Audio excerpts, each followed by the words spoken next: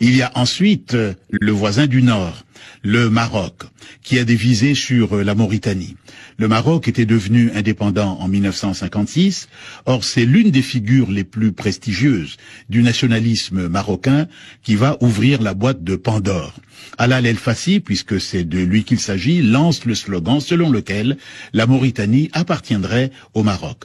Voici la réponse de Mokhtar Ould Daddah. C'est une interview de Jean Lacouture le 8 septembre 1960. Les arguments historiques dans ce domaine ne valent absolument rien parce qu'on ne peut pas fonder une revendication moderne sur une histoire.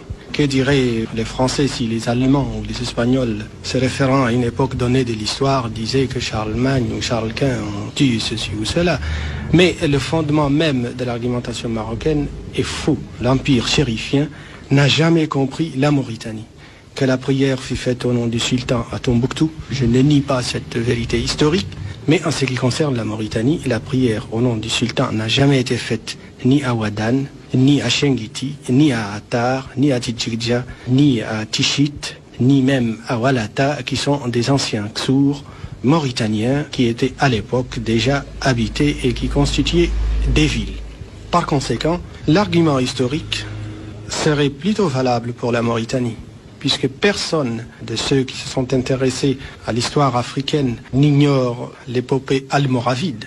Or, les Almoravides sont d'authentiques Mauritaniens qui sont partis des environs de la rive du Sénégal et particulièrement de la région de notre nouvelle capitale Nouakchott, et qui sont partis donc de la Mauritanie, qui ont traversé les déserts et qui ont fondé Marrakech. Le fait est historique. Donc, si l'on se réfère à l'histoire, c'est la Mauritanie qui doit avoir des revendications sur le Maroc, mais la Mauritanie n'est pas impérialiste et ne veut pas émettre des prétentions dans ce sens.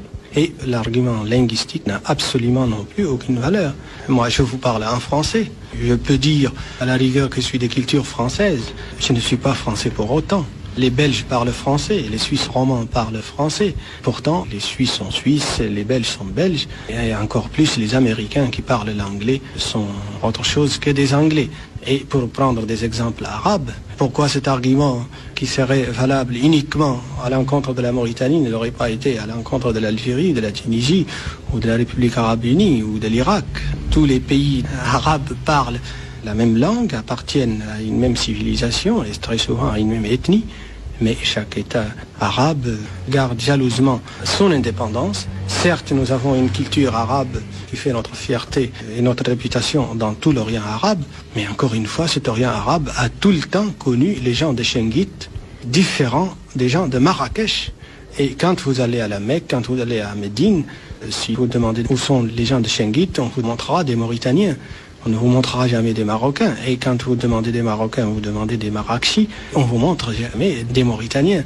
Rien que ce fait de deux noms de deux villes très différentes pour désigner les deux populations prouve que malgré la similitude de langue, malgré l'appartenance à une même race, à une même religion, à une même culture, nous sommes très différents des Marocains.